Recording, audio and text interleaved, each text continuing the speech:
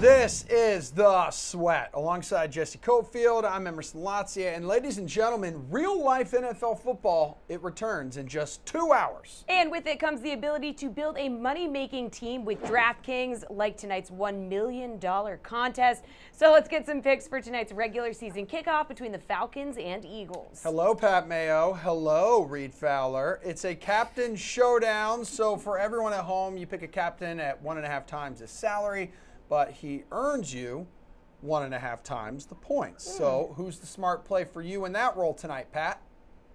Well, it all depends on how you want to go through this. So, yeah, you get the salary increase, but you also do want to target the highest scoring players. So if you just want to play both quarterbacks as a part of this mix, it might make more sense to save the salaries on someone lower, so you're not really maxing it out. I don't want to do that, though. I'm playing Matt Ryan in this spot.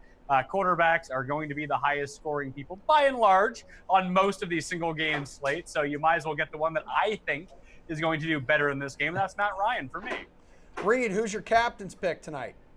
Yeah, I think Matt Ryan's a solid play there. I mean, when you're talking about the most points that any position could get, obviously it's quarterbacks, but I'm going a little different here. I'm going Julio Jones. Again, this guy did only have 3 touchdowns last season. I think that does change. And if you look at his matchup against Jalen Mills, potentially he'll see a lot tonight. He's given up the most touchdowns to opposing receivers last year.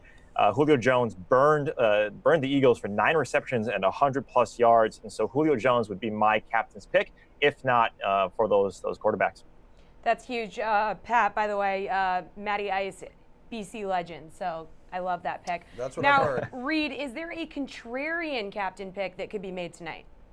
Yeah, I think this game is going to be high scoring, but if you want to play the contrarian narrative of potentially this could be a low scoring game because both defenses do potentially provide some sort of upside. Obviously, Philly's defense is stout, and you have Atlanta's defense, their pass defense as well. It's Ajayi. I think Ajayi is someone that you could potentially put in there.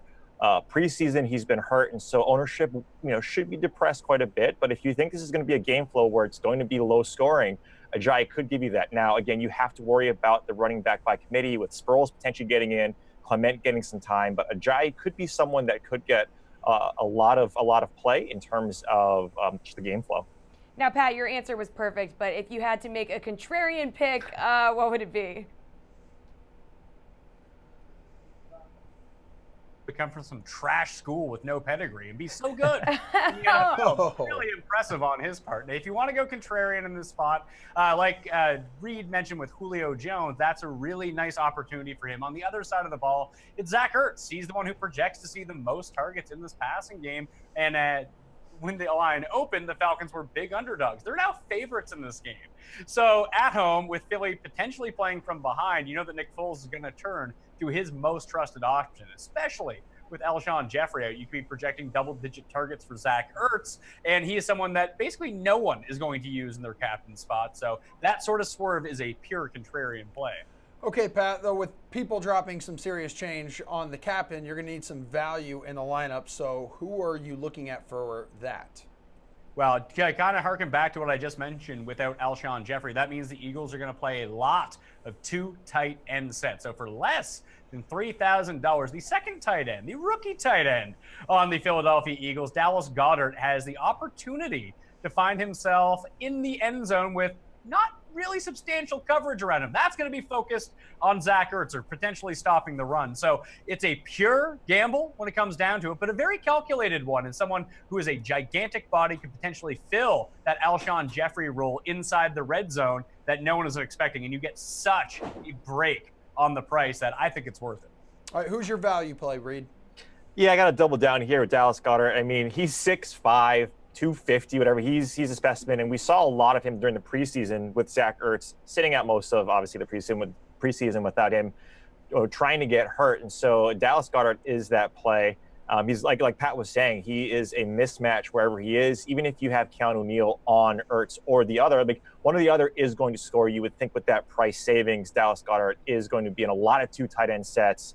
So he's the play that if you want savings from those other guys, that's going to be the top play for me as well. All right, time for some chalk talk. Guys who are sure to be a popular play on Sunday. And Reed, who do you see as being the chalky play at quarterback? Yeah, it's Deshaun Watson with obviously the Texans. You look at the highest point total On the main slate, again, a lot of people will probably go to the Patriots or the Texans. Watson comes back with one of the highest, if not the highest, TD percentage at about 9% per pass last year. Obviously, he got hurt. This is going to be an exciting game. This is going to be a high-scoring game, and Watson, with that price relief at 6,700, will be my chalk quarterback of the main slate. Pat, what about you? Who do you think is going to be the chalky play at QB? Watson's going to be pretty chalky, but I have him projected at number 2 in ownership inside the Millionaire Maker for Sunday. The guy who's number 1 is on the other side of the ball. It's Tom Brady. Everyone is just targeting this game. People go look at implied totals. They see this game. They see New Orleans, Tampa Bay. They're like, screw it. I'll take the proven commodity in Tom Brady. So Tom Brady expects to be the highest owned quarterback of the week. And will likely be the case for the next 5-10 years, however long he feels like playing. How about the running back chalk, Pat?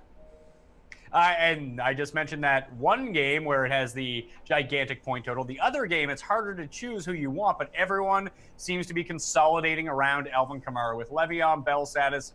Who knows at this point? There's reports he could report on Saturday. Like, great. Does that mean he plays? Who knows? So cross him off your list. Then it drops down to David Johnson, then Alvin Kamara. So you get him as a 10-point favorite in a game where the Saints are expected to run a ton. No Mark Ingram around. Mike Ellsley will be a thorn in his side at some points, but this is the efficiency plus the volume that you're looking for in this spot against a super weak run defense. So Alvin Kamara, I have projected as the highest owned running back by a pretty good margin. Yeah, for me, I mean, it's going to be kind of what Pat was saying on the other hand with Watson and Brady is the second, if not Kamara, it's going to be David Johnson. David Johnson was his second highest until Le'Veon Bell potentially not playing. He's going to be that guy. If you look at that Washington defense, 4th most fantasy points last year, 2 opposing running backs. I'm not too scared of it. David Johnson, again, potentially is the highest priced guy who's playing on the main slate. So I'm going to look at David Johnson to be my chalky running back this weekend. Reed, for me, I have David Johnson projected at 6% in the Millionaire Maker right now. Potentially, but I mean, if you look at game script, I mean, he's the guy that's not going to go out of the game. Yeah, but we're talking about people actually playing him. It doesn't seem like anyone wants to play David Johnson. I'm with you. I think he's a good play, but no one seems to want to use him. Reed's the one who told me to draft him number 1 overall. Weird. Come on, Reed. Maybe. I mean, Kamara is a good one. I like that, but I'm just trying to be contrarian. I know it's kind of going contrarian on the actual topic at hand, but David Johnson is the highest priced guy. I get it. And so you're going to have some people who swerve and zig when you want to zag, but David Johnson's a fine play. I think he's going to be highly owned. I really like that from Reed when you're just like, potentially. But who's the week 1 chalk wide receiver play on Sunday, in your opinion, Reed? Potentially. Potentially. It's going to be Keenan Allen. Keenan Allen is in a favorable matchup against Kansas City. Kansas City really with their secondary without Marcus Peters anymore. Eric Berry potentially not playing on Sunday. These are the things that I'm looking for in terms of that matchup. He's going to be without Hunter Henry with Los Angeles. He's going to be Phillip Rivers is going to throw to his favorite target. Keenan Allen is slated for a huge game. So I like Keenan Allen as my chalky play for receiver. Wide receiver for you, Pat. Who's got the chalk? Just like at the quarterback position, everyone's going Brady, and everyone's favorite thing to do is stack him with something. And Gronk is a bit pricey at $6,900, so they're dropping down a little bit more. And I think that Chris Hogan will end up being the number 1 owned receiver on the Sunday main slate for the Millionaire Maker draw. Yeah, it's going to be a big game. I know a lot of people at home are going to be stacking, keeping an eye on. But before you two skedaddle, give us your slate-approved picks, your lock for tonight's showdown contest. Pat, you're up first. I'll go Matt Ryan. You know what? Screw that. I'll go. No, I with like Dallas this. Goedert. I'm just gonna say, you know what? I'll take the guy who's $2,600. Lock him in. I play in 3 lineups. He's the only one who appears in all 3. So Dallas Goedert for me. Wow. Living on the edge, Pat. I like that about you. What about you, Reed? Yeah, I'm going on the other side of that line. It's going to be Zach Ertz for me. I mean, you talk about the favorite of Foles. He's going to get a ton of targets, and so for volume's sake, I'm doing Zach Ertz. All right, that'll do it, guys. Thanks for your help, and we'll get a hand from the baseball guys after this. Tyler Sullivan here with your DraftKings Fantasy Flash. Adrian Peterson is all systems go for week 1, and it looks like he'll see the lion's share of carries. Redskins head coach Jay Gruden has announced that the running back will get the start on Sunday when Washington travels to Arizona to take on the Cardinals in their opener. Gruden even joked that he'd ideally give Peterson 40 carries, and while he's kidding, he clearly has confidence in the future Hall of Fame running back. Peterson signed on with the Redskins in the midst of the preseason following the season-ending injury to Darius Geis and looked good in his lone exhibition appearance, totaling 56 yards on 11 carries. As for the matchup, Peterson will cost owners just $4,700 on the opening slate, but does have the tough matchup with the Cardinals, who allowed just 3.5 yards per carry to opposing backs last season. Another name to watch that could cut into Peterson's snaps is the presence of passing down back Chris Thompson. He's worth the same price as Peterson. If Washington starts to fall behind to Arizona, it may force them to pass more with Thompson and less carries for Peterson. All right, let's turn our attention to baseball. We're joined by Gary Thorne, Pierce Dietrich, and Matt LaMarca, who you can find on the new Action Network app on iPhone and Android. Love it. And Pierce, good to have you back. It's been a while since we have seen you, young man. We are jumping right in with Chase or Fade. Pierce, I'd like to start with you. With such a small slate, only 3 games, it's best to fade the big-name bats and find some value to help differentiate your lineup. I'm going to fade this. On a small slate, you got to get the guys that are going to score raw points. I understand you're going to end up with the heavy ownership guys, but you can get burned easily fading the Indians in this. So I'm going to fade it. I'm going to play the Indians. I don't care. What are you doing here in this situation, Garion? Yeah, I got to agree with Pierce. Like, you can get cute at a couple positions. Like, maybe you throw, like, a Rowdy Tellez in there or something for $3K. But I'm not going to have a single lineup that doesn't feature at least one of Lindor or Jose Ramirez. I mean, you look at how much Sam Gaviglio has struggled against left-handed bats since the start of June, a 4.07 WOBA. He's been strangely good at home, but this isn't like a Wei-Yin Chen situation where those splits make sense. Like, Rogers Center is not a pitcher-friendly park, so yeah, I wouldn't try to get too cute here. I think you do have to have some exposure to those high-level Indians. Matt, how cute are you going to be getting? I only get cute. I'm going in the complete opposite direction. Nice. I think that on a 3-game slate, ownership is the most important factor. And it's not like any of these teams are in a great spot tonight. No one has an implied team total of greater than 5.0 runs. So I think you can really stack almost any team you want here. I personally really like the Blue Jays. They have the second lowest implied team total on the slate. But if you look at Shane Bieber, who they're facing, he has been rocked over his past 2 starts. 66% hard hit rate, 98-mile-an-hour exit velocity. I think you can easily go with the Blue Jays instead of some of the chalkier teams like the Indians, and you're not sacrificing much in terms of upside, but you're going to gain a lot in terms of ownership equity. So Ooh, cute. Sweater-meter. You are. That hot take, man. All right, Super cute. Gary, and Chase or Fade, it's okay to trust Steven Strasburg again. I'm not there yet. I get why on a small slate, he, without question, has the most upside of any of the 6 pitchers on this slate. I'm not going to argue that point. You might have your hand forced into using him tonight, but if you go back and look at some of the underlying stats in that Milwaukee start, even just his last 3 starts in general where the velocity has been under 95 miles per hour, it seems like he's a little scared to throw his fastball in the strike zone and even just throw his fastball in general. It was a season-low usage rate on his fastball against the Brewers, just 33%. Also, his zone rate in those 3 starts has been under 40%. That only happened twice in his first 14 starts of the season. I honestly think he doesn't trust his fastball right now, and maybe he shouldn't with just the velocity drop we've seen the last couple starts. So I'm not really liking Strasburg. I think if given the choice, I'm going to fade him on this slate. Matt, we're not sure if Strasburg even trusts himself, so do you trust him? I don't feel great about it, but I think you have to tonight. Like, you're chasing ceiling with these pitchers, and I think that, as Gary mentioned, he's the clear top option on the slate in terms of ceiling. Like, he's got more strikeout upside than anybody, including Zach Greinke. And even though the dip in velocity is concerning, it hasn't really hurt him from a StatCast perspective. He's beat his 12-month marks in distance, exit velocity, and hard hit rate over his past 2 starts. So it's not like guys are making a ton of loud contact against him, even though he's throwing a little bit softer than usual. So I'm going to bite the bullet here and trust him against the Cubs, which is obviously a tough matchup. So, Pierce, is his upside too great to pass up? I'm going to fade it, and we can talk about upside, but let's talk about ownership percentage. That's what Matt says is a big deal. And who's going to be the highest owned pitcher of the night? It's going to be Strasburg. And as Gary mentioned, he's got velocity issues. He also has a history of injury. He's wearing down. There's really not any reason for him to be out there pitching. The velocity's down. He's showing wear and tear. Maybe this isn't the game where he breaks down. Maybe it's the next game. But I don't want to roster Strasburg, especially when he's going to be heavily owned the day that he breaks down. All right, finally, action Matt. Freddie Freeman, $4,200. That is a steal. Chase or fade? I'm going to fade it. Tough matchup. The Braves have the lowest implied team total on the slate. And going to that, speaking on that a little further, I think that Zach Greinke will actually have higher ownership than Strasburg tonight. So I'm going to fade Freddie Freeman. I prefer Kendrys Morales, sticking with my Toronto Blue Jays theme. And, I think that that's the way to go tonight is the Blue Jays. Here's just north of $4,000, Freddie Freeman. He's a steal. You chasing or fading that?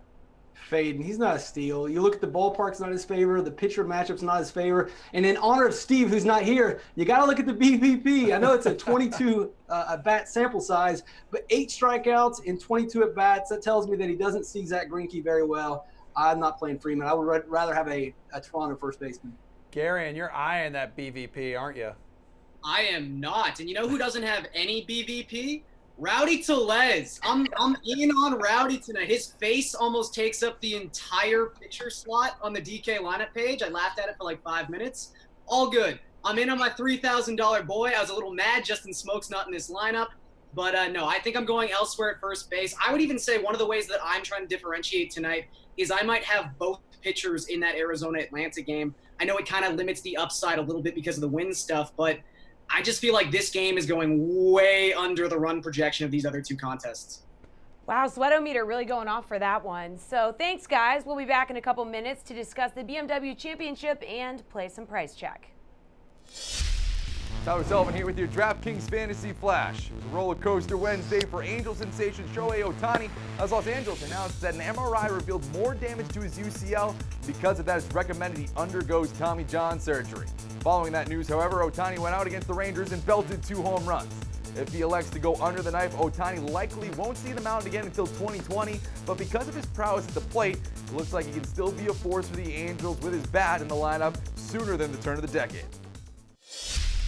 All right, the first round of the BMW Championship has wrapped. All right, guys, and we've got some people here, Len Hochberg and Brantley Romine. You guys are going to help us talk about where we're at here.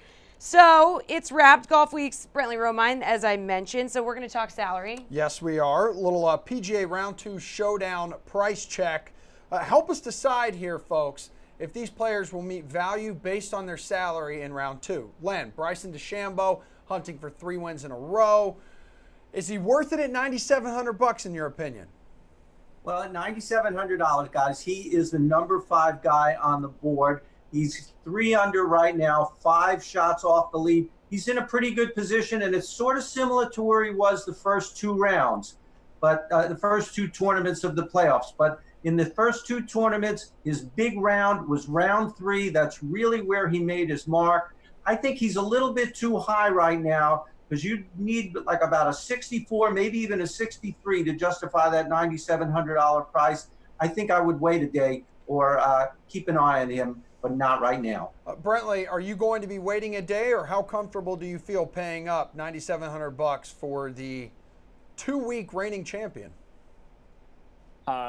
I like Bryson in round 2. I mean, he's 3rd on tour in round 2 scoring average. I don't think scores are going to be as low tomorrow as they were today. There was a few gettable hole locations. And plus, I mean, Bryson only missed 2 fairways today, 3 greens, negative in stroke gain putting. The putting has to get better because that's really been where he's improved this season. So I like him right at value, but I'm also really high on Rory. I mean, he's a little bit cheaper, but I don't think you can go wrong with Bryson. All right, Brantley, well, Tiger Woods, he's going to cost you $9.1K. He did shoot a 62 in round 1 today. Will he continue to rack up the points?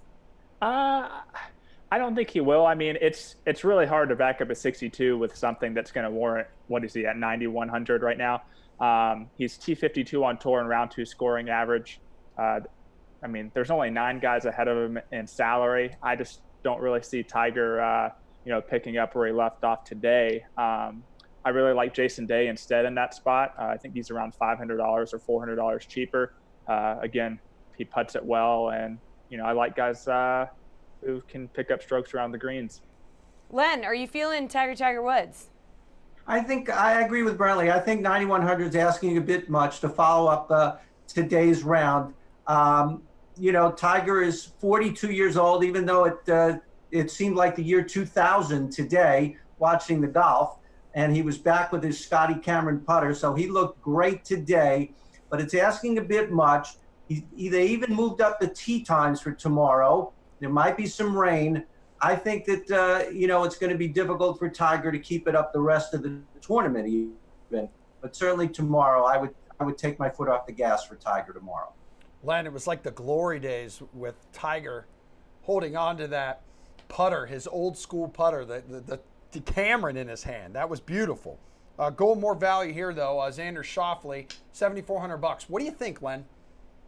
Well, as much as I'm enjoying this segment with Brantley today, I wish David Barnett were here today to listen to me say something good finally about his boy, Xander Schauffele, because Xander is right there. He's 7 under, and it really is a surprise because he had not played well for 4 straight tournaments, but this is make or break for him to get to the Tour Championship, and he is delivering. He's only 7,400. I mean, that's nowhere near what we were talking about with Bryson or with Tiger Woods. 7,400 seems like a steal. But you know what? Everybody else is thinking that too.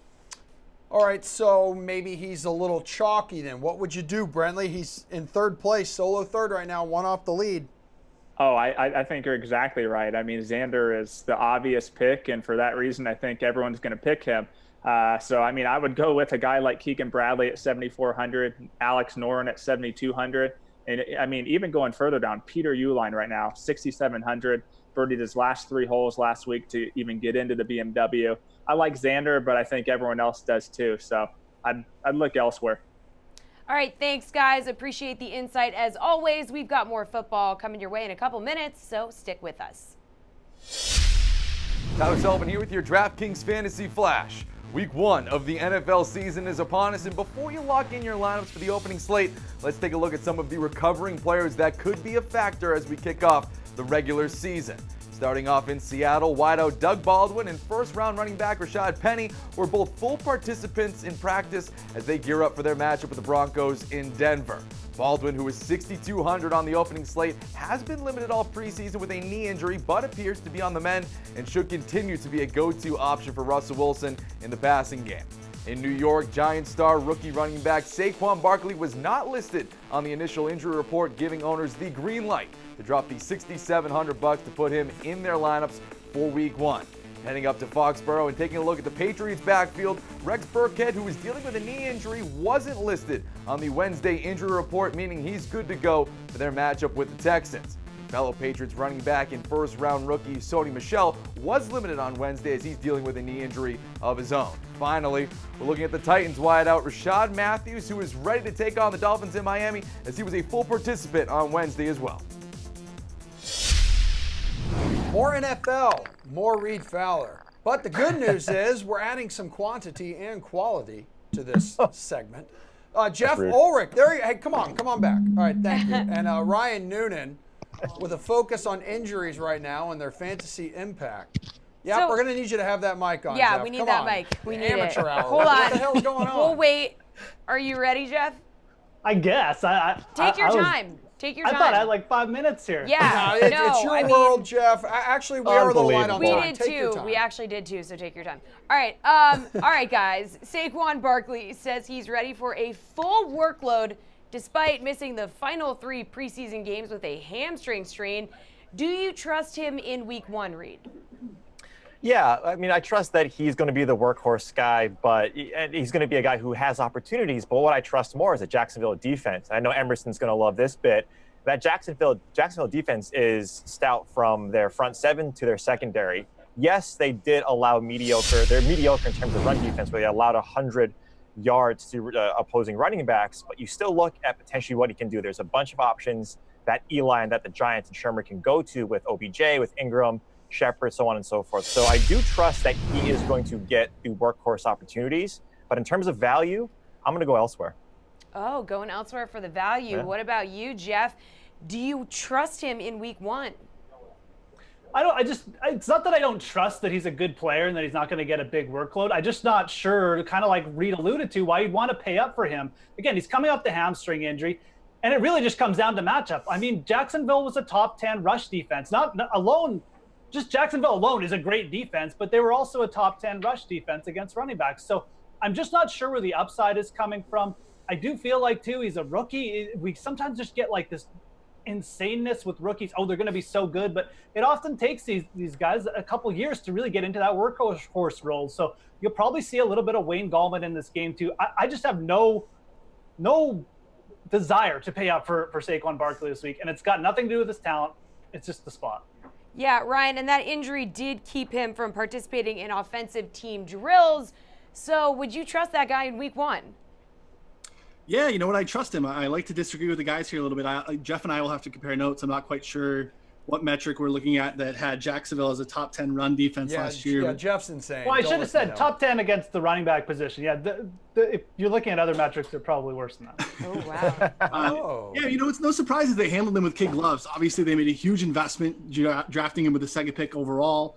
Jacksonville 27th in DVOA against the run. They allowed the 10th most fantasy adjusted points to the running back position in full point PPR last year. They addressed their offensive line through free agency with Nate Solder and in the draft with an early pick in Will Hernandez. So the one thing I like about Barkley, his game is perfectly suited for DK's full point PPR. I'm with Jeff on the premise of value plays. There's just so many values littered on the slate. So I understand why he's not someone to necessarily pay up for. In a tournament, though, I think people will be off of him because Jacksonville is buzzy. They were great defensively on the whole last year, but I think he has some interesting GPP viability here. I wouldn't necessarily want to jam into cash games. There's so many running back options, but I trust him. Well, Ryan, how about the Seahawks? They got wide receiver Doug Baldwin, rookie running back Rashad Penny. They returned as full participants in practice. So either one of them interests you as week 1 options here? Both of them appear to kind of have their issues. Yeah, not particularly interested in either guy. I mean, we discussed Rashad Penny at some point last week. He entered season with a bum finger. He had basically lost the presumed starting job that everyone thought he'd have after being selected early in the first round or late in the first round, but early draft pick there. And we have the rare worst shape of his life narrative. Everyone enters OTAs in camp in the best shape of their life. Somehow Rashad Penny came in 16 pounds overweight based on his combine weight. Really difficult matchup. Nothing really makes sense for him there. Doug Baldwin, viable. I'm not super worried about his injury necessarily. It is a tough matchup, though. Chris Harris Jr., he'll face him in the slot. It's one of the best cover corner slots in the game. And Denver is ridiculous at home. It dates back for years. They're 31-3 at home in the first 2 weeks of the season. Playing at altitude is just no joke. Baldwin's a pretty easy fade for me this week. Hey, Reed, so Baldwin's already come out and said, listen, I'm not going to be 100% all season long. Penny's showing up to camp. He's weighing 400 pounds. So which one maybe intrigues you as an option this week? I mean, if I had to choose, I would go with the running back just in terms of potential volume. But Ryan's right. I mean, with so many question marks, even on the defensive side too, you look at Seattle, and what Pete Carroll does, if Chris Carson comes out hot, he likes to tend to ride the hot hand and not really do a running back by committee. So if Penny is still coming off of that injury, still trying to maintain their first round draft pick, and Doug Baldwin, again, coming out saying starting is 80 to 85%. I'm sure a bunch of guys are starting at that, but he's come out and said that. You're going to start to see Seattle's offense, potentially rely on Russell Wilson to throw, pass, and catch all the stuff that he can. So I'm not going into either one of these, but if I had to choose, I would choose a running back just because of the opportunity. Yeah, I feel like you would want Rashad Penny on your season-long team, right? Isn't that something Chris Carson actually would be better, but go ahead. Mentioned to me in the past, actually? That's not true. Chris Carson is going to be that main back for the first, I'd say, 10 weeks. Yeah, okay. Interesting, because Penny's on my bench, and you mentioned something earlier about you really wishing you had him. And speaking of that, Jeff, you're actually in that same league, and I believe you were given the worst grade in our season-long draft. So let's go to you on this. Either of them interest you here, Doug Baldwin or Rashad Penny? First of all, your goal should be to get the worst grade from those sites. I mean, no, they mean everything, anyways, Jeff. Who cares about season-long fantasy? Look, Right. both of these guys are thin plays this week. I mean, we've already laid out. It's Denver. They have really, really elite corners. But Doug Baldwin has overcome matchups like this in the past. And he does get targeted relentlessly by, Russell Wilson in some of these spots, especially if the Seahawks get down. So it's a thin play. It's not someone I'm going to go out of my way to target. But Doug Baldwin has overcome and has come through in these like 5%, 2% owned spots. So I think he's got the upside here. I just have no love for Rashad Penny. You don't even know how much he's going to see the field. I just don't see any path to a big game. Doug Baldwin does have a path to a big game. It's not likely, but it's there. So we know he's going to get the target. The $6,200 doesn't concern you for someone who could have some health issues here, who already says he's not going to be 100% all season? Sure, but again, we're talking DFS. I'm not talking season long. Yeah, I know. I know that, but he's not 100% healthy good, now. so. That seems like a lot of money to pay for someone who's not healthy. Who's 100%? I'm not 100%. Yeah. No worries. I'm actually 110%. Thanks, Emerson, we'll move on. So, guys, for the Patriots, running back Rex Burkhead not on the injury report and seems to be trending as a popular play this weekend. Then you got fellow RB Sony Michel. He was cleared as a limited participant in practice. Now, if the rookie does play, how much would he eat into Burkhead's perceived value? Reed, what do you think?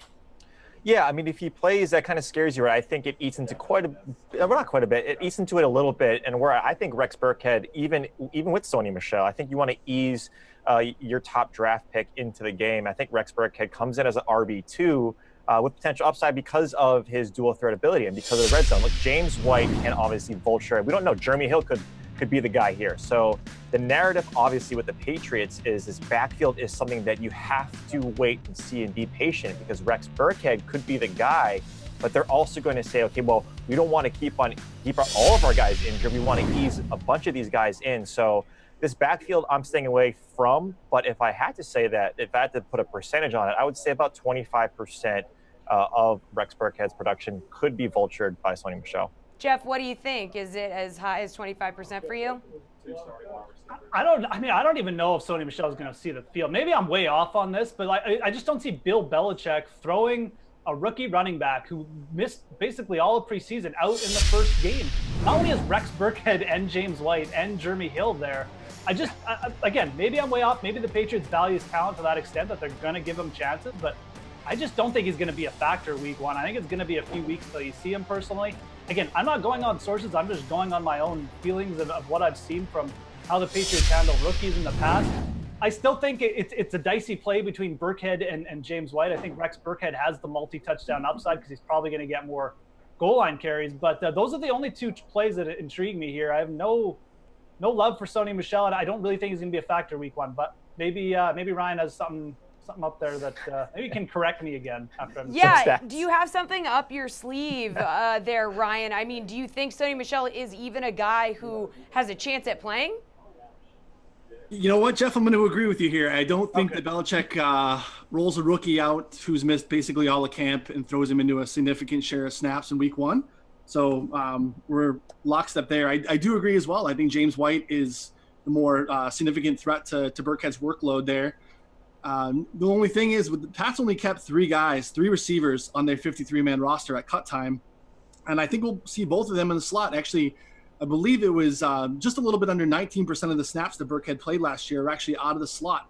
They're both pretty well-versed as pass catchers. We know that with James White. You know, he had 13 catches in the Super Bowl a couple years ago. So I think they both can be viable. I just don't think Sony Michel is really an impact to either of them. I think they're both in play with their price point on DK for week one.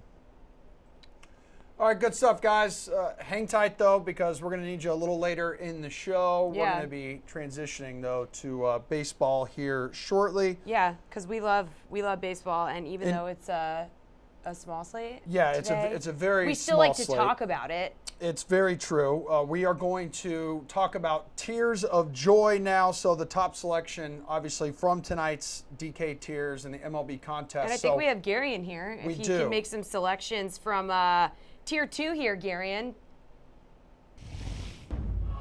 Yeah, I mean, Tier 2, sort of interesting. I feel like none of these guys are necessarily in fantastic matches, but I've already kind of talked about how I'm fading Strasburg. I just don't necessarily think that this is the best spot for him. And one of the main reasons is he's struggled at Nationals Park so far this season. I mean, Nats Park has played as a very hitter-friendly stadium so far this season. So I think for me, it came down to Baez and Rizzo. And I'll just take the guy who's hitting in a higher spot in the order with Baez. I mean, 2.00 home runs per 9 to right-handed batters at home this season for Strasburg. It's a small sample, but those are alarming numbers. Pierce, it is a small sample. It's also a small slate. So who are you going to take from tier 2? I'm going with Scooter Gennett, and I agree with Gary in that there's not a lot of great matchups here. And Lauer's been pretty good against lefties, and the bullpen here, it's not really a bullpen that I want to target over the Padres, but I'm just going to take the guy with the most talent, the guy that hits home runs, and you're in a hitter's ballpark. So I'm going to go with Gennett, even though the matchups don't back it up. All right, well, Matt LaMarca, Action Matt of Action Network, which can be found on Android and iPhone. So, guys, be sure to check that out. Who are you taking from tier 2? Well, I'd avoid Gennett since I don't believe he's in the lineup tonight, unless you're looking for a pinch hit homer. Honestly, for me, it also came down to the Cubs hitters. I think that the Nationals guys I'm avoiding because Hendricks' StatCast numbers from his past 2 starts are just absurd. He's allowed a hard hit rate of just 5%, average exit velocity of 82 miles an hour. If Greg Maddux pitched during the StatCast era, that's what I would imagine his numbers would look like. So I'm not really looking to roster the Nats hitters. So I ended up going with Rizzo. I think I like the fact that he's got the splits advantage on Strasburg, and he's also posted solid StatCast numbers over his past 15 games. So he's the guy that I'm looking for here over Baez. Pierce, we'll let you try this one again. How about tier 3? Yeah, I'm going with Encarnacion in tier 3. Again, there's not a lot of matchups that you're going to love here. And I know Encarnacion hasn't had the greatest year, but he still has a lot of power. And that's basically what I'm going to lean on. It's kind of a revenge game. Last year he played well against Toronto. He's had some pretty good games against Toronto this year. I'm just going to lean on him having that power. He's going to be in a lineup with guys that are going to be on base. He's got probably an extra bat playing on the road. Give me Encarnacion. Gary, and who do you like? Yeah, for me, this came down to Edwin or Travis Jankowski, who's got some pretty good split advantage numbers against Luis Castillo, who's just struggled with lefties so far this season. But really, if you're playing Jankowski versus Edwin and just talking about upside, Edwin could hit 2 home runs. Jankowski's got an isolated power below 100. He's kind of got to steal 2 bases, maybe hit like 3 singles. It's got to kind of be that kind of game where Edwin could beat Jankowski in 1 swing. So I think you kind of have to go with Edwin here. Is it going to be an Edwin sweep? Action, Matt? Yeah, I'm going with Edwin as well. I think just out of this group, he's got the highest pure ceiling projection. Gaviglio has struggled pretty much equally versus left-handed and right-handed bats. So Encarnacion is typically a reverse splits kind of guy, so he fares well against right-handed pitching. So yeah, I think he's the guy in this tier for me as well. Gary, and who do you think Steve would take from tier 2? You know what? I haven't looked at the BVP numbers, so an accurate answer. I don't want to misrepresent the man. Yeah. So he'll yell at me. Yeah, because no matter because he'll yell at me, and I'm very scared of that. no matter what you would have said there, he would have made sure that you knew We you Canadians were wrong. are a very timid bunch. Yeah, So yeah. I'm sure of trouble. We'll stay away from that one. What about your pick from tier 4, Garion? Well, it's funny because tier 3 got difficult because Michael Brantley got, well, not scratched. He just wasn't in the lineup tonight. So I guess I'll just take the guy who's in his spot. I think Jason Kipnis batting second off Gaviglio. Like Matt said, I mean, really lefty or righty, it's fine to attack Gaviglio. He's been horrendous since the start of July. But as I mentioned off the top, 0.407 WOBA to left-handed bats in that 2-month span. This is someone who had to have his start pushed back because he was hit with a line drive. I mean, that's not like, muscle injuries or tendon injuries, but still, he's maybe not 100%. He's clearly the worst pitcher on this slate. So I think attacking him as much as you can is probably the best play. Maybe not 100%. Definitely a departure from obviously injured. Matt, tier 4, who are you going with? I think this is a tier where I'm trying to go a little bit under the radar. I agree that Kipnis is probably going to be the highest owned guy in this tier. I think he's the chalk. So I'm going to go with Hunter Renfroe. I think that he should command much lower ownership. Castillo's splits numbers are very pronounced. He's pretty good against right-handed bats, awful against left-handed bats. So I think that means Renfroe flies a little bit under the radar. But This is a guy who has displayed a lot more power historically against right-handed pitching. And Castillo has allowed a home run per fly ball rate of 17.3%, which is the 4th highest mark in baseball this season. This is obviously also a huge park upgrade for Renfroe. Petco Park, extremely pitcher-friendly, great American ballpark, one of the most hitter-friendly venues in baseball. So I kind of like Renfroe to potentially go yard tonight. So I'm gonna take a look at him. Pierce, Gary's a little concerned about the chalk with Kipnis. Do you feel the same way? Well, I just want to thank Matt there because it's now 6:40, so I can't recommend Renfroe or Will Myers because that game is locked. And Smoke's not in the lineup, so it really leaves me with very few picks. So I'm going to go with Kipnis. He's got extra base hits in his last 2 games. He's played well over the last 2 weeks, and Gaviglio is not a great pitcher. He's the worst one on the slate. You've got a hitter's ballpark there. There should be people on base. The Indians are probably the best team to stack, so I'll go with Kipnis in this one. Not worried about the chalk there, I guess. All right. Not at all. Hey, before we get to slate-approved pick, maybe just a bonus question here. Do you guys want to give us maybe a home run watch candidate? Anyone home run watch. Anyone you think could possibly go yard tonight? Surprise home run watch. Garion. You know what? I think Matt might have something similar here, but let's say maybe Billy McKinney. He's looked really good the last couple months. He's leading off for the Jays, so he might reach 5 plate appearances in this game. And just Bieber's been horrendous against left-handed bats. And this is not even something that just stretches to these last 2 starts where he's been pummeled. I mean, this has been an issue he's dealt with a lot. And we also talk about empty WOBA often. Bieber is not someone who can even have that because he's so control-oriented. He can't let the walks start building up. So, yeah, I think Billy McKinney's a nice, interesting play there. Matt, I know Pierce just got on you a little bit for talking about Renfroe. I know you mentioned you felt confident he was going to go yard tonight. Would you like to make another pick? Yeah, I'm gonna talk about AJ Pollock because I think he's one of my favorite plays on the slate. We haven't really got a chance to mention him yet. Just really good StatCast numbers over his past 15 days, exceeding his average distance, exit velocity, and hard hit rate. Obviously playing at a hitter's ballpark in Arizona, so I kind of like Pollock to go yard tonight, even though it's a difficult matchup against Anibal Sanchez. Pierce, who is sending presents to the people in your eyes? Yeah, well, I'm with Gary, and I like the left-handed bats for Toronto against Bieber. He's given up way too much hard contact this year, and his BABIP is incredibly high just because all he gives up is hard contact to lefties. I hate that Smoke's not in the lineup, so I'll go with Kendrys Morales. And if you want to be cute and differentiate on a small slate, you can go with Garion's guy, Rowdy. How do you say his last name? Tellez? This is his second game. Is it Tellez? It's all about the first name anyway. We're just going to call him Rowdy. That's the good. Big dude. They list him at 220. He's closer probably to 250, I think. Yeah. All right. That's fair. Well, speaking about being cute on the 3-game slate, we're going to get your slate-approved pick. It's your lock for tonight. And I want you to explain why this is a good pick specifically for that really small slate size. So, Gary, and who are you going with?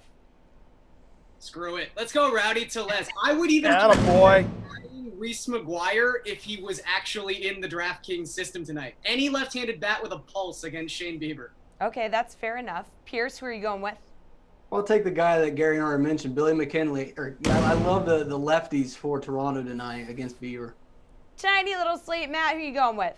Guys are all hopping on my Blue Jays. Yeah, I think that my slate-approved pick is just fade the Indians. If you want a shot to play for first place, don't roster the Indians. Even if you roster the Indians and they go off, you're still going to have to contend with, the 40% of lineups that also roster the Indians. So if you're really playing for first place, you will play a different team. Hey, thanks for explaining that with the 3-game slate thing. Appreciate that, Matt. Sure. Matt, your Blue Jays. I know you're a Mets guy. It just sounded weird coming out of your mouth. That's all. I know. I was expecting to be the Blue Jays guys, and then both of them picked Blue Jays for their slate-approved picks. Well, we know where Garion's going to go. I mean, heck, that's where he drafted his stinking football team the other night. He was at a Blue Jays game. Props I'm to you. not proud of it. You don't have to tell people. Yeah, wow, you narc. Don't worry, dude. Don't worry. Do you have to pay for that ticket? Nobody watches the internet. Don't tell dude. Emerson any secrets. All right, guys, thanks so much. We're going to be back with some NFL talk with Reed, Jeff, and Ryan right after this. Tyler Sullivan here with your DraftKings Fantasy Flash. Everything seems to be in line for Josh Gordon to make his long-awaited return when the Browns host the Pittsburgh Steelers in Week 1. And while the return of Gordon is certainly an exciting one for fantasy and Browns fans alike, it looks like Sunday's contest will be a soft opening of sorts, as head coach Hugh Jackson noted Gordon will be on a pitch count in the opener. Gordon has been limited with a hamstring injury, but did note that he feels 100% and plans to be 100% for the opener. But Jackson's words of a pitch count for Gordon may have some owners shy away from him, dropping that $5,800 to place him in their lineups. On top of that pitch count, there are a lot of mouths to feed in Cleveland for Tyrod Taylor, as the Browns also have Jarvis Landry, David Njoku, and Duke Johnson featured in the passing game as well.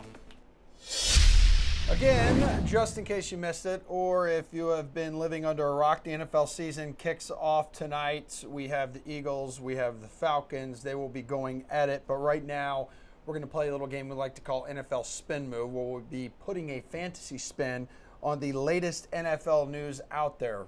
Yeah, we got our panel here with us. So, like we said, putting some spin on this fantasy spin on this NFL news. So according to Browns head coach Hugh Jackson, wide receiver Josh Gordon, he is $5,800 by the way, will be on a pitch count in Week 1 versus the Steelers. So does that make him a straight fade, or does he still hold some value as big play threat, or is that just plain coach speak? Reed, what do you think? I think it's all of the above. I think Josh Gordon, you mentioned it, Jesse, at $1,500, he's the most expensive receiver on the Browns to roster, and so a lot of people, especially with this news, are gonna fade him. I think he's a GPP play. I think he's wide receiver 3 with extreme upside. If he plays 75% of the snaps, he's better than Antonio Callaway or Higgins playing 100%. So if you want to play a contrarian, if you want to play a GPP stout with Josh Gordon, I think you can. Look, Pittsburgh's defense and their secondary, they're getting better, but Josh Gordon is a boom bust wide receiver 3 in my opinion, and with extreme upside. So if you can potentially factor him in for 75% of that, or if it's a 75% pitch count, then yeah, I think I would roster him. What about you, Jeff? Do you think he still holds some value? I just don't. I mean, just all preseason.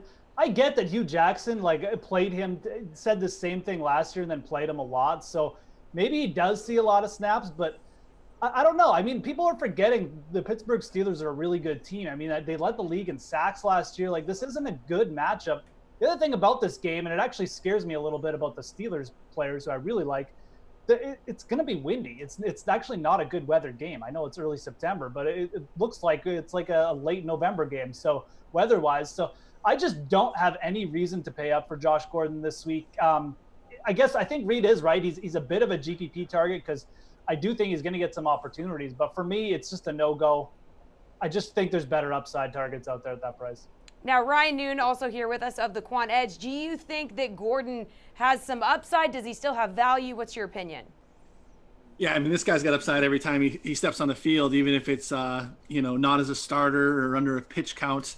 I think Todd Haley knows, the offensive coordinator for the Browns, that they need Josh Gordon to perform well if they're going to win this game. One thing that works really well for them, actually, for him in particular, Pittsburgh plays a ton of zone.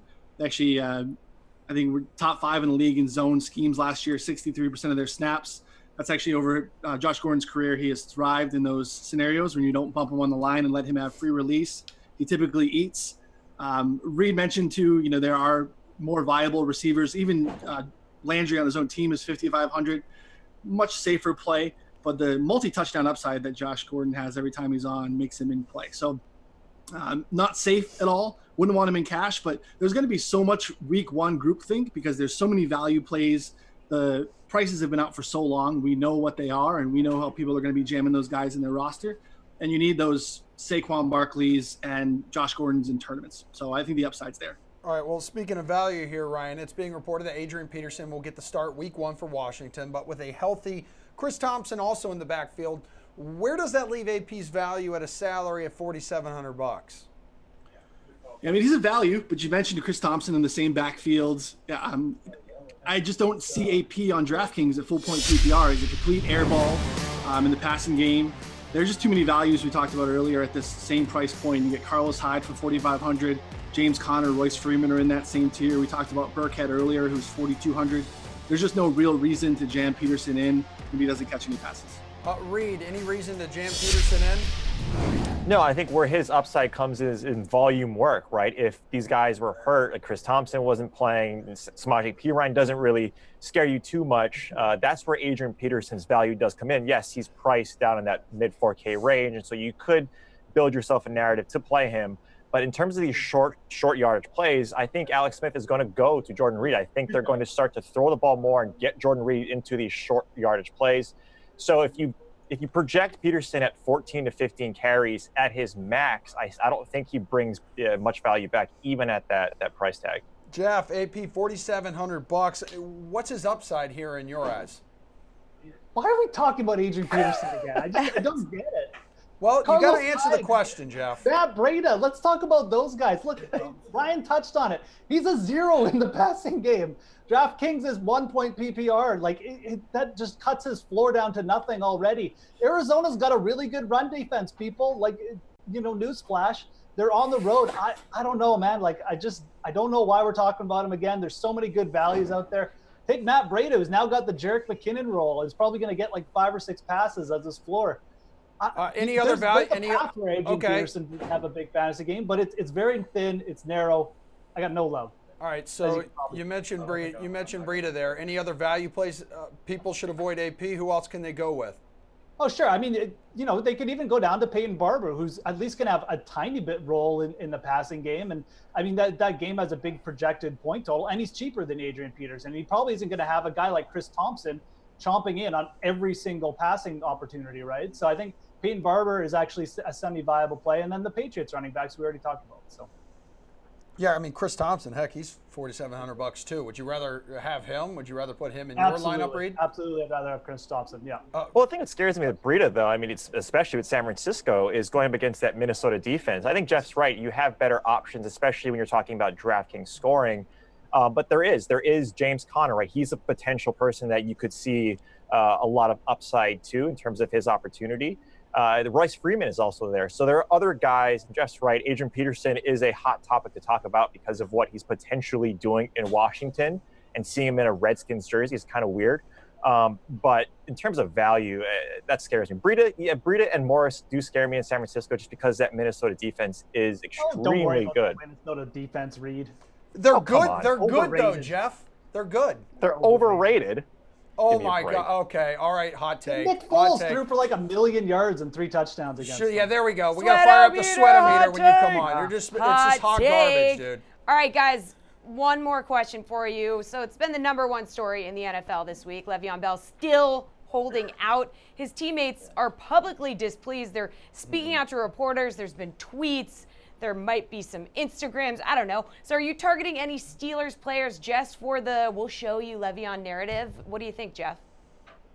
I mean, I like this matchup. I think Ben Roethlisberger, Antonio Brown, Juju Smith-Schuster, I think they're going to try and run up the score on Todd Haley, their old coach, and the Browns.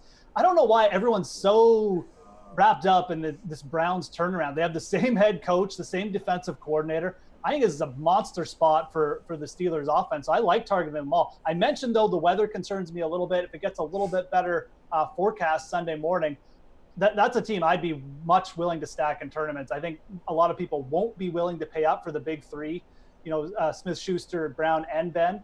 I like that, though. Just target the passing game without Lev Bell. Those guys do see a jump without him in the lineup. Ryan, what do you think? Are the Steelers going to go off? Yeah, it's a good spot. I mean, I'm all for a good narrative, but I think it's a bad process to let it drive your roster builds for sure. I mean, I'll consider Steelers, to Jeff's point, because they're in a good matchup against a really inept defensive coordinator, but not because of a grudge necessarily. There's a ton of value plays. We mentioned that earlier. You can definitely fit in Antonio Brown. I think it's a really good spot for Juju Smith-Schuster as well. James Conner's $4,500. We should talk about him instead of Adrian Peterson next time. He has a pretty clear path to 15 to 20 touches. So I think they're very much in play. The one thing I would worry about, Jeff mentioned the weather, and Ben Roethlisberger has been trash, is a light way to put it, for about 3 years on the road now. So I very much like him at home, and I try and stay away when he's on the road. Reed, are you worried about Roethlisberger? And do you think that the Steelers are going to go off? And are you concerned about the weather? Is there anything? I'm concerned about all those things, and I'm going to make this clean sweep. I do like Pittsburgh in this situation. I like how Jeff just replaces Le'Veon Bell in the big three and puts Juju Smith-Schuster in there after his rookie season. I think he's in the best spot here. AB and Roethlisberger, I think, is going to be a nice stack. But in terms of AB, he takes up about 70% of your salary. So you have to go elsewhere. There is values, especially in week one, right? Week one with the salaries being out really early and a lot of news coming through. There's values everywhere. So this is a fine stack, but if I had to choose one of those three in terms of how I want to build my lineups, it's going to be Juju. All right, we do have a $1 million showdown contest going on DraftKings. I know we got your slate-approved pick, kind of your lock earlier, Reed, but I wanted to get theirs from Jeff and Ryan. So, Ryan, who is your must-play tonight in this showdown, this season kickoff here between the Falcons and the Eagles? I'm obviously interested in Julio, but I think Nelson Aguilar is very interesting. He'll typically avoid most of the outside coverage from Atlanta, where you have true fonts. So he'll mostly work in the slot. He'll get a lot of Brian Poole, and I like him quite a bit with Jeffrey out this year or to start the year. So I think Aguilar is priced pretty well for the slate. You made me a little nervous there, man. I was like, you never know, he might be. Breaking news. Yeah, let's not go there right now. He's on some people's fantasy teams in this room. Okay, Jeff, who's your slate-approved pick? I like Dallas Goedert at 3,900. I mean, Eagles are extremely thin at wide receiver. Mike Wallace is kind of a one-trick pony. Yeah, he might catch the deep ball, but he really didn't do much in preseason with Nick Foles. And Goddard was involved in every single game. This guy's a real talent. I think in a year or two, you're going to be talking about him, the top 5 fantasy tight end. And I think he's going to make his mark early this season. So I really like him in this game. And it's not a bad matchup for the tight end position. Reed, for those who are late to the party, who was your slate-approved pick for tonight's game, showdown contest? Yeah. I think Dallas Goedert is a great play with Jeff. I think you look at potentially in those 2 wide receiver sets, that's going to be a nice one. But Zach Ertz on the other side, if I had to be differentiate from Jeff, I think if you look at what that offense wants to do, especially with Ajayi being a little banged up, they're going to go their tight ends a lot. Foles is going to target those guys quite a bit. So Zach Ertz would be my slate approved. All right, guys. Yeah, we appreciate the time as always, and your hot takes. We love them. We miss you already. All right, guys. All right, Emerson. So we had quite the show today. Yes, we did. Very exciting stuff with the NFL. So what did you learn? I learned that Jeff absolutely hates Adrian Peterson, and he's off his rocker because he thinks the Minnesota defense is overrated. Well, I learned that we were concerned that Sonny Michel might be, eating into Rex Burkhead's time and maybe some of his value. And turns out everybody thinks Sonny Michel is getting nowhere near the field. Yeah, he hasn't played at all in the preseason. Yeah, I guess I wouldn't touch that kid actually right now. have to worry about that at all, apparently. Yeah, we'll see if he's the latest bust for the Patriots in the draft. Wow, Emerson, not so high on the bats. I'm just saying, right? So far, not so good. Not a good sign. All right, that's fair. All right, well, this has been The Sweat, guys. I'm Jessie Coffield. He's Emerson Lotzia. The show will be back tomorrow at 6 p.m. Brendan Glasheen and Reed Fowler will be your host. Reed Fowler's going to be hosting? Reed Fowler's going to be here hosting. I will be watching. Sweat over there, hot take. But it's a real hot take. Yeah, tune in tomorrow at 6 p.m. for that, and we'll see you on Sunday.